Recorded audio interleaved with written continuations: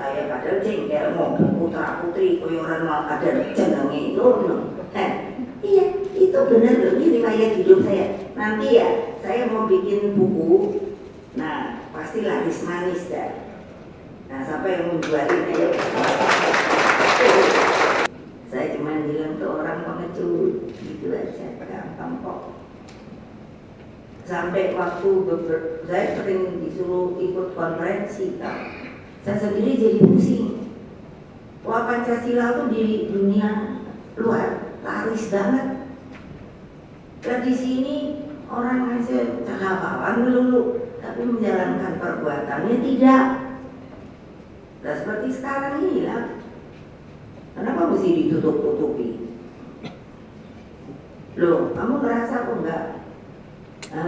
Kenapa saya terus bikin acara ini? Saya bilang sama Sekjen, udahlah kita ini kan lagi prihatin, nggak usah rame-rame. Tadinya saya mau bikin kan logo besar gitu, karena saya yakin pilihan saya Pak Ganjar sama Pak Mahfud itu bakalan menang. Kok bisa kalah ya? Udah gitu, kok nomor 3 lagi, gila saya bilang. Ini rekayasa dari mana nih pelajarannya?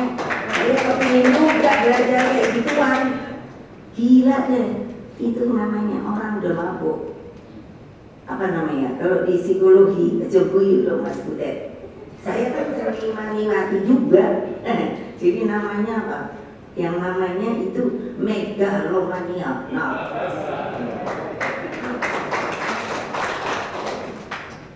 sampai pusing saya suruh membuat pidato, membangun tata dunia, waduh.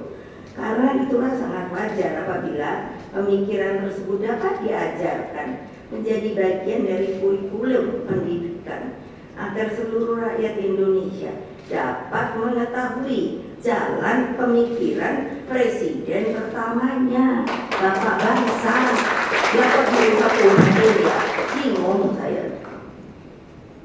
Saya waktu lihat waktu Orde Baru kan saya aja nggak boleh kuliah ya. Bingung saya. Sampai saya ketemu nyari rektor, saya kan di Pertanian Pajajaran. Sampai saya minta ketemu rektor. Lah rektornya wedi, walau iya rektor kok wedi yo. Nggak melindungi anak buahnya, malah bilangnya gini, udah Mega, tunggu aja waktunya, sekarang kamu sudah turutin. Loh saya bilang, loh kok Bapak mengajari rektor, mengajari mahasiswanya untuk tidak bisa berpikir terang dan objektif. Nah keren toh. Ini buat tangan kok kabeh itu yang saya inginkan sebenarnya kepada kaum muda yang bernama, yang punya negara Republik Indonesia ini. Itu loh katakan feodal ala-ala. Udah itu udah gak zamannya lagi. Udah. Ya tapi juga harus punya sopan santun. Jangan petatang peteteng gitu. Kalau saya lihatin anak sekarang, iki mboke iso apa to yo. Lah tentu dari ajaran orang tuanya dong. Belum petatang peteteng ngono. Maksudnya menurut saya, pembelajaran yang namanya ajaran Bung Karno itu perlu menurut saya. Kalau ada nanti yang nggak setuju, sini datengin nggak saya. Boleh lah, kenapa nggak mau? Mari kita berargumentasi gitu. Jeleknya di mana? Ya orang dia yang buat kok nggak ngerti kan gitu toh yo. Bingung saya. Aduh. Bung Karno itu seluruh dedication of life-nya untuk rakyat, bangsa dan negara. Mungkin tidak percaya. Sampai saya nih sekarang, udah deh saya kasih tahu sama rakyat. Ketika Bung Karno yang tidak punya status itu, saya ini langganan pergi ke Seknek Sono itu. Jadi kalau saya muncul kali pada di situ berarti, aduh itu lagi datang itu datang. Lah boleh dong ya. Orang pemecatan tak ada, baru kemudian ada TAP itu, tapi ya tetap nggak diperlakukan, nggak diadili, nggak dihukum, nggak okom bongbong. Lalu saya keluarganya dong. Saya kan anehnya gampang gini. Nanti kalau mau cari bodoh saya. Nanti kalau mau cari apa namanya? Kalau ngambil gajinya di mana ya? Ini benar loh. Saya kan mana ngerti. Sekian 22 tahun saya nih ya masuk putri istana ya. Semua ada order. Makanya orang sekarang kepingin gitu. Makanya saya tahu oh ini orang karena kepingin gitu. Nah karena saya dulu gitu. Kalau umpamanya dipanggil aja putri ya itu keren loh.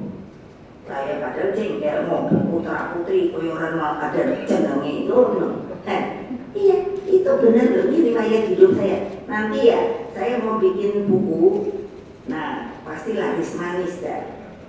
Nah siapa yang menjualin ayo. Lah ditanya gaji di mana? Nggak ada yang berani. Belum iya toh. Bapakku elek-elek kan dia pernah presiden. Hanya gara-gara belum ditap loh itu. Tahun berapa ya dikunci di istana Bogor itu. Wah udah gitu kan pengawal koyoknya udah biru. Dan itu mesti kalian anak muda punya sopan santun. Apa? Sudah nggak boleh ada dapur, kita yang kasih makanan. Udah gitu apa? Pernah saya marah, kamu tahu kalau saya marah. Ditaruh di ada tahu apa tuh namanya? Rantang 2. Waktu itu kita bergantian mengirim makanannya sama adik saya. Tahu-tahu dia pulang nangis apa? Ada penjaga pengawal masa tuh Opa Darto anak muda dia ngomongin BNJ tentara Benyopo dia mesti punya yang namanya etika. Masa diudek-udek sama apa? Sama bayonet. Itu adik saya, masa adik saya mau bohong sampai nangis-nangis. Itu Opa Darto. Ini saya panggil Opa Darto. Dia polisi dia. Loh iya benar. Apa saya ngomong bohong? Tanya aja jenderal. Nah sudah itu besoknya saya yang bawa.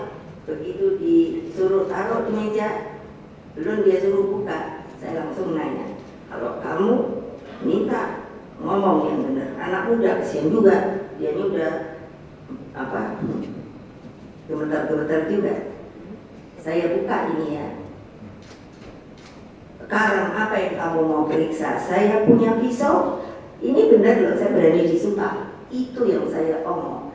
Punya pisau, punya garpu, punya apa sendok. Kamu punya orang tua apa tidak? Punya orang tua apa tidak? Siap, punya Bu. Kalau kamu memperlakukan bapak kamu atau ibu kamu seperti temanmu kemarin yang ngumpet sama bayonet, saya punya pisau, saya tusuk kamu. Gitu saya udah sadar. Pelajaran siapa itu sampai begitu? Tidak ada cerita bahwa orang yang dijaga oleh dia sebenarnya yang membuat dia bisa menjadi tentara Republik Indonesia. Ngomong masa hilang sekarang? Alah. Saya kalau ngomong dia udah gini nggak mau didengerin nggak keluar. Susah amat toyo. Untuk rakyat bangsa dan negara, karena itulah pemikirannya sangat relevan untuk dijabarkan menjadi lentera dalam tata pemerintahan negara. Nah yang bikin tata pemerintahan negara yang namanya konstitusi itu kan semua pendiri bangsa. Apa ada yang sekarang? No. Sini kalau mau berdebat monggo, gitu baik aku. Contoh ketika BPUPK saya suruh korek, bener ada nggak ada? Ada.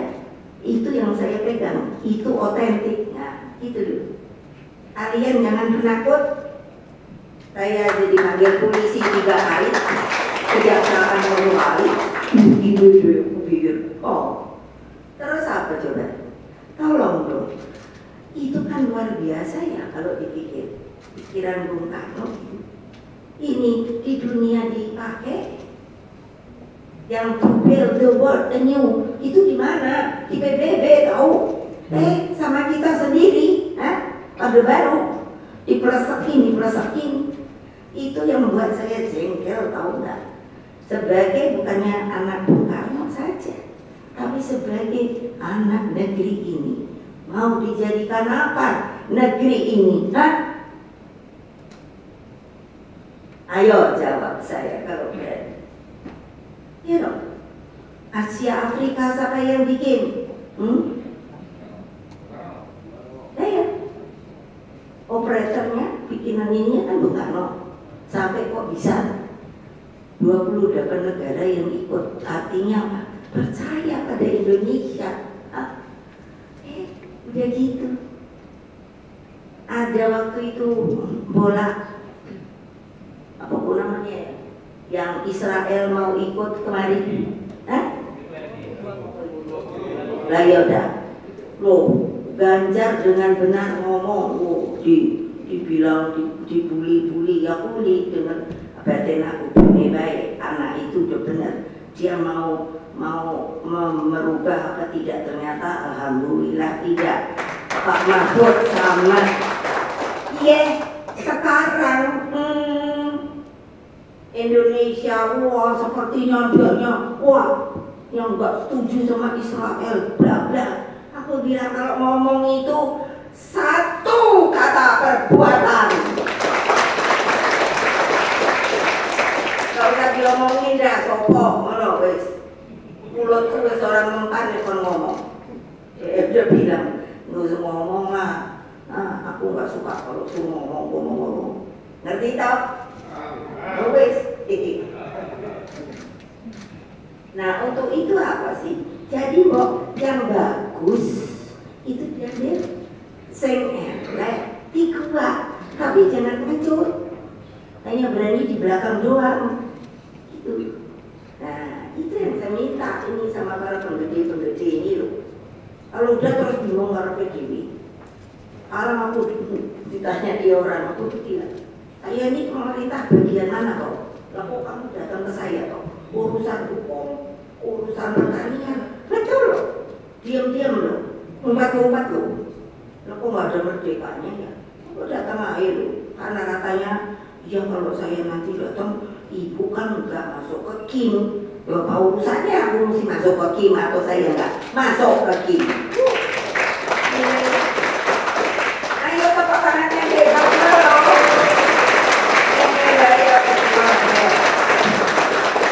Katanya minta saya ketum lagi, tapi anak buahku ini kabeh mah.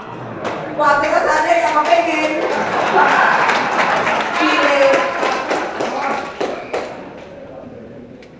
Mau nggak kalau sama yang kepengen nih kok? Ayo. Gitu aja ada yang ngomong nggak ngomong, berarti dia mau. Gila dah. Nah, iya bener loh. Tata pemerintahan dia bukan bingung. Coba ya, aku lagi dibuka. Engkau suwi-suwi aku banyak banget kantong maaf ya. MK saya yang bikin. Coba, wah perlu di MK. Saya nyari gedungnya sendiri, presiden nih. Itu di situ tuh menjibu jalan kok.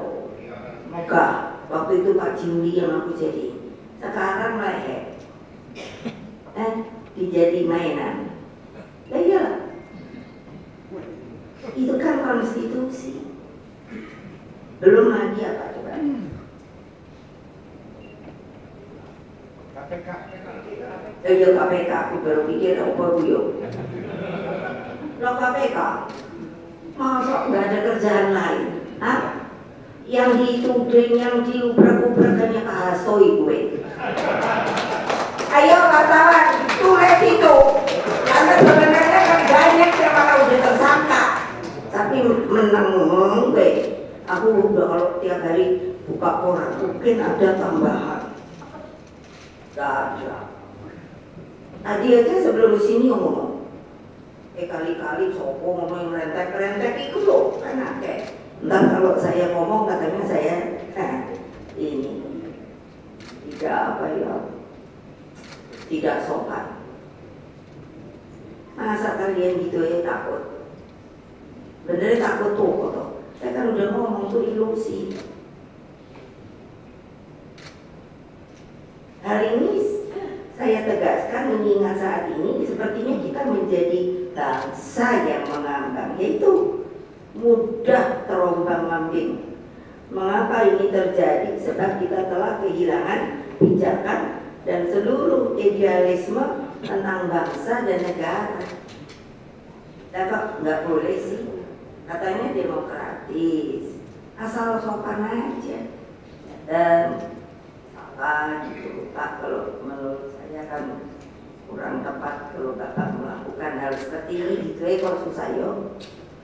Spirit dan dedikasi telah tergerus dan banyak yang masuk ke itu tadi zona nyaman. Maka di Partai Demokrasi Indonesia Perjuangan saya ajarkan dari awal dengan memahami seluruh makna Indonesia Raya tiga stansa. Itulah gambaran yang sebenar-benarnya yang sangat otentik dan benar-benar mewakili hakikat Indonesia Raya itu. Nah, kenapa sih saya bilang pakai tagline macam-macam? Bukan Indonesia Raya komplit, gitu loh. Itu kan untuk abadi. Saya sungguh mengucapkan terima kasih kepada Pak Wagil Rudolf Supratman. Seperti tadi yang saya katakan, begitu indah gubahan lagu kebangsaan Indonesia Raya. Saya itu tidak bisa membayangkan dia bisa berpikir lalu menorehkan kata-kata seperti itu tuh piye. Luar biasa sekali kerohaniawannya untuk bisa mengekspresikan inilah Indonesia akan datang yang akan menjadi Indonesia Raya. Ya. Tapi Pak Butet tuh benar kok, saya rasakan apa? Orang Indonesia tuh kayaknya kumpul masalah seni budaya, opo-opo lu. Lah orang ada Pak Soko itu sehingga lukisan itu. Lihat terus aku mau geleng-geleng kepala. Kila wong nek orang ngerti seni ngono lho. Nah saya kan belajar ya, karena bapak saya seniman, ibu saya seniwati loh. Kayaknya nggak tahu apa coba. Loh, kalau kita lihat namanya ini, padahal itu udah mendunia, harganya wis mau bilang juta, bukan juta kali miliar. Seperti Picasso. Lah kalau orang umpamanya hanya sok-sok koyok ngerti kan bingung ya. Mukanya sing nang isor apa sing nang dhuwur apa piye lho. Lu ya lah. Coba toh. Tapi kalau sampai begitu loh orang menghargai abstraksi. Nah, gitu loh. Ayo kamu tuh aja jangan motret-motret deh. Betul. Motret itu juga penuh dengan keindahan.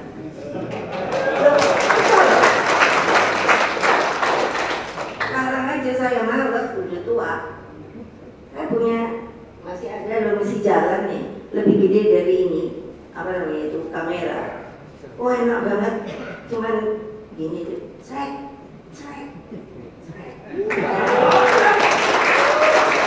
Itu mau tegang lalu tak liatin apa wartawan zaman sekarang.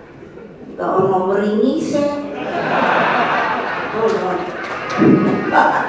Boleh dong Ibu. Ini kan bukannya apa namanya itu? Apa namanya? Bukan apa namanya? Bukan yang ngatain itu apa namanya? Bukan hoax atau bukan bully-bully itu. Lu saya kan liatin kayak tadi saya datang terus kalian kan dipikir. Saya bilang, lah aku tadi mau ketawa, dulu orang mau saya ketawa ya menang deh. Padahal ketum be. Aku bilang, wartawan ini kenapa lagi tegang ya kali? Makanya nggak usah deh tanya-tanya sama ibu. Nanti kamu makin mengkerat, tahu nggak? Iya. Karena sekarang ibu ini, sekarang lu, aku baru ketawa-ketawa. Tadinya itu kalau pagi atau ini dibilang sama ajudan, Ibu Pak Harsto sudah datang gitu. Terus aku udah mikir, oh poneki bikin pusing aku gue. Iya, tapi kan keren. Kerennya apa? PDI Perjuangan itu sampai hari ini tidak ada yang bisa mengalahkan.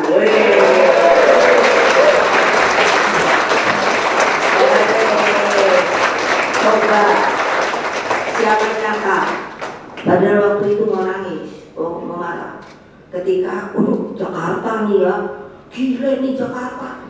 Terus aku mikir, gua tunjukin silatnya saya. Lihat, coba toh yang direkayasa. Lah saya itu kan kayak nggak ngerti, nggak orang lapangan, nggak omong. Aku mikir gini, gawe-gawe senario gitu. Maaf, 1000 maaf. Bodoh, apa? Ngambil mau Bali. Oh, gitu kan. Kayaknya enak kalau ngambil Bali. Dadah, ngono kan. Wes. Terus yang dijadikan aku sampai guyang-guyu. Orangnya namanya kan Gajah. Pakilnya itu dulu dari Buleleng. Aku tuh kenal semua loh. Nah iya pokoknya aku Gajah kayak. Dan terus aku tuh mikir, dia mau mimpin Bali. Nah, ya wes alhamdulillah. Menang tak Bali. Itu kenapa? Gua ini tes silatnya tata. Nah, itu loh. Sombong banget. Jawa Tengah. Wow, diambil. Gitu tau. Terus aku lihat-lihat siapa sih uangnya. Terus aku ngomong nih, gua serang juga apa enggak ya? Jawa Tengah, terus Jawa Timur, mana lagi? Sumut, terus tempatnya Pak Oli, mana lagi tuh? Pokoknya 5, ya 5 ya. Terus aku tuh cuma mikir, kalau nanti saya benar-benar main silat banget gitu, terus kalau ada apa-apa terus gitu tak? Ya udah, cuma mikir, ya enggak apa-apa deh. Aku yakin kok sama rakyatku apa. Begitu di atasnya itu pada nggak jadi, di bawahnya dong. Boleh lihat kabupaten, kota dan lain sebagainya. Itulah yang membuat kita masih tetap membela. Nah, kayak ini Pak Pramil. Oh, tadinya nangis-nangis. Keren loh. Oh, kalau memerintahkan tuh keren saya. Saya hanya bilang ini, Ramono Anung, dia duduk di sini. Saya Megawati Soekarno Putri, Ketua Umum PDI Perjuangan. Saya minta kamu untuk calon DKI. Itu tanya dia, langsung dia merah segulung. Saya nggak mau, saya nggak mau. Ini perintah ketua umum. Saya mengenai istrinya, berat. Karena telepon istrimu, oh aku senang kenapa? Toto datang lagi. Loh, namanya istrinya kan Mbak Hani. Hani bilang, loh kalau itu perintah ibu kamu mesti nurut.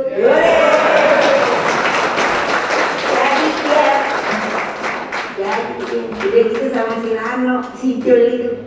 Aku pikir, siasat apa nih yang gak dilihat tuh, yang sama suka ganggu-ganggu gue. Oh iya deh, saya kan kenal sama banyak orang Betawi.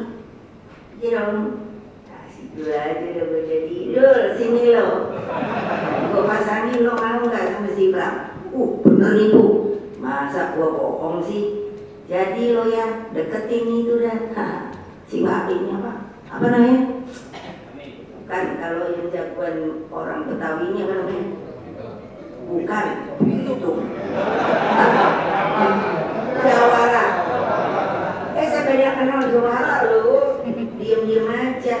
Nah, makanya lo wartawan jangan buat dibikin yang namanya sama apa namanya? Bully, ntar kalau udah datang ya, tak gitu. Selalu kok mikirnya, aduh Bu Mega paling juga gak lemes begini, kalau aku suruh ngamuk, ngamuk kabeh.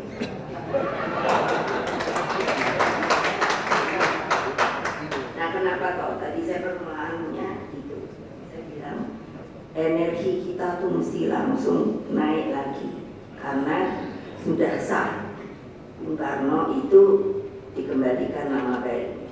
Nah, dengan begitu, jadi apa? Kalau kita baca namanya ajaran atau ide-idenya, apalagi ini penuh tantangan, makanya saya dulu ada juga tulisannya, kalau nggak salah untuk 17 Agustus tahun Vivere Pericoloso. Dan yang sebetulnya saya dari dulu ingin ngomong, yang saya senang dalam diri saya sendiri, orang kok nggak inget ya, yang membacakan proklamasi itu sopo. Udah gitu dia ditaruh di mana, tapi terus setiap 17-an kan orang ngomong tak proklamasi gitu, terus orang selalu ribut ingin tuh disuruh baca itu. Dalam batin saya, lo ingat nggak sih yang pertama kali ngomongin itu kan sopo? Emangnya datang melayang-layang gitu loh. Supaya kamu insaf, ya tetap Bung Karno sepanjang ada republik ini. Lupa apa aja, kalau ada lupa. Kalau itu yang gila bikin tuh tulisannya kan ada. Saya seneng banget ya. Kalau udah mau datang 17-an, saya suka menggoda diri saya sendiri. Saya pikir ini orang-orang yang sok-sok kayak wah lupa dia tetap di bawahnya Bung Karno. Kalau udah proklamasi, gawat ya orang-orang kita. Kita itu bukan kita PDI Perjuangan.